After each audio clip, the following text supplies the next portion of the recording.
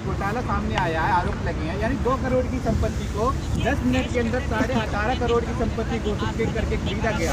उस पर क्या कहेंगे? सबसे पहले देखिए, देश के अंदर देश की 133 करोड़ जनता की आस्था के प्रतीक आराध्य भगवान श्री राम हैं, जिनके साथ में भारतीय जनता पार्टी ने खिलवाड़ करा है। 2 करोड़ की जमीन 2 मिनट के अंदर में 18 करोड़ की हो जाती है। इसका जवाब भारतीय जनता पार्टी को देना होगा। और जो समझती है ना भारतीय जनता पार्टी कि भगवा वस्त्र धारण करने वाले या इस देश के हिंदू, मुस्लिम, सिख, ईसाई आपके साथ खड़े हैं, तो ये आपकी गलत कहानी है।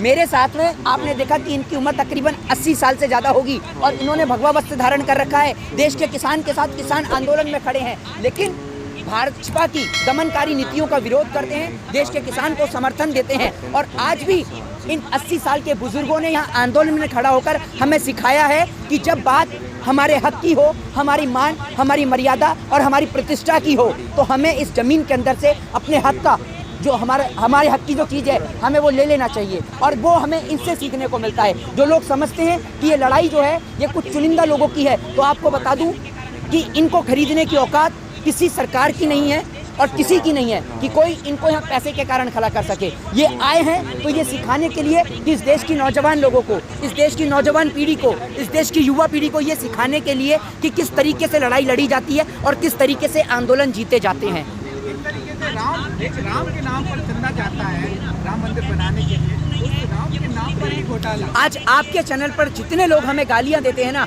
जो कहते हैं कि ये हिंदू नहीं है, ये मुस्लिम है, कुछ लोग कहते हैं कि ये इसका नाम मोहित कुमार है, मोहित शर्मा नहीं है, जो भी लोग कहते हैं, उन तमाम लोगों के लिए एक प्रश्न छोड़ के जा रहा हूं। और गूगल पे सर्च करे बिना अपने सीने पे हाथ रख के बताइएगा जितने लोग आप राम को मानते हैं, एक बार आप यही बता दीजिए कि राम का पूरा नाम क्या था। जो आप कहते हैं ना कि राम का नाम क्या था, इनको राम का नाम नहीं पता और ये राम की बात करने चलते हैं। अरे राम के राज्य में कब किसी स्त्री के साथ बलात्कार हुआ? राम के राज्य में कब घोटाला हुआ? और राम ने कब पैसों के खातिर, अरे राम तो वो थे जिन्होंने अपनी वाणी के खातिर, अपने वचनों के खातिर अपने घर को त्याग दिया, 14 वर्ष का वनवास काटा, और आप उस राम के राज्य को बदनाम करने में लगे हुए हैं। अरे योगी जी, आपको तो शर्म आनी चाहिए, शर्म आनी चाहिए कि एक और भगवा वस्त्र धारण करते हैं और दूसरी ओर कालनेमी राक्षस बनकर इस देश के अंदर की दुर्गति करने पर लगे हुए हैं। आपसे अच्छे तो वो लोग हैं जो कम से कम भगवा वस्त्र धारण करे बिना गलत काम करते हैं, और आपने तो इस भगवा वस्त्र को भी धूमिल कर दिया है। आज अगर लोग इस भगवा वस्त्र को पहनते हैं, हाँ, ये भगवा वस्त्र को अगर पहनते हैं तो लोग आज एक गलत निगाह से देखते हैं। आपने हिंदू धर्म को तार तार कर दिया और आज लोग हिंदू धर्म को गलत निगाह से देखते हैं। लेकिन आज भी देश के हिंदुओं को जागने की जरूरत है, सोचने की जरूरत है कि जो लोग इस भगवा वस्त्र को धारण कर हमारी माताओं और बहनों को गाली देते हैं, उनको भी समझने की जरूरत है। वो नरसिंहानंद सरस्वती जैसे लोग जो भगवा वस्त्र पहनकर गाली देकर दिखाते हैं। अरे एक बात बताइए, हमारे कौन से साधु महात्मा कभी आपको गाली देते हुए नजर आए? भगवान परशुराम ने, भगवान वाल्मीकि जी ने कब आपको देखा कि बताइए कब इन साधु महात्माओं ने आपको कभी गाली देते हुए दिखाई नजर आए हों?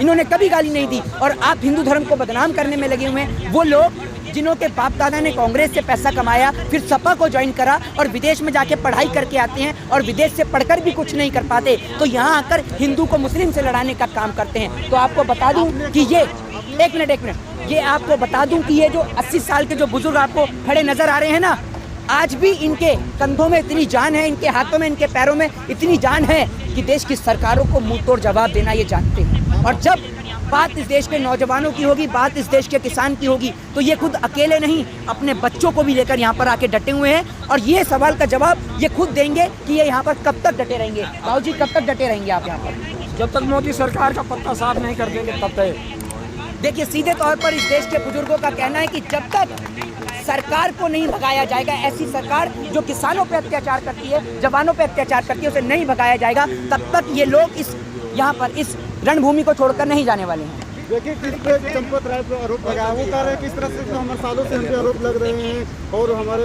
महात्मा गांधी को मारने के भी हमारे ऊपर आरोप लग रहे हैं। इनके इस तरह से बयान पे क्या करना? देखिए, जो भी तमाम तरीके के लोग ये ऊट पटांग बयान देते हैं, उन लोगों के पास में इतना सा भी ज्ञान नहीं है कि भारत देश के अंदर जो जाना जाता है अतिथि देवो भव और वसुदेव कुटुंबकम की नीति के नाते, वो भारत देश जिस हिंदुस्तान के हम 4 सुनहरे फूल हैं, हिंदू, मुस्लिम, सिख, ईसाई, लेकिन आज ये इस गुलदस्ते की रौनक को खराब करने में लगे हैं। तो देश के लोगों को समझना होगा कि हिंदू, मुस्लिम, सिख, ईसाई से ऊपर उठकर ऐसी पार्टी को देश से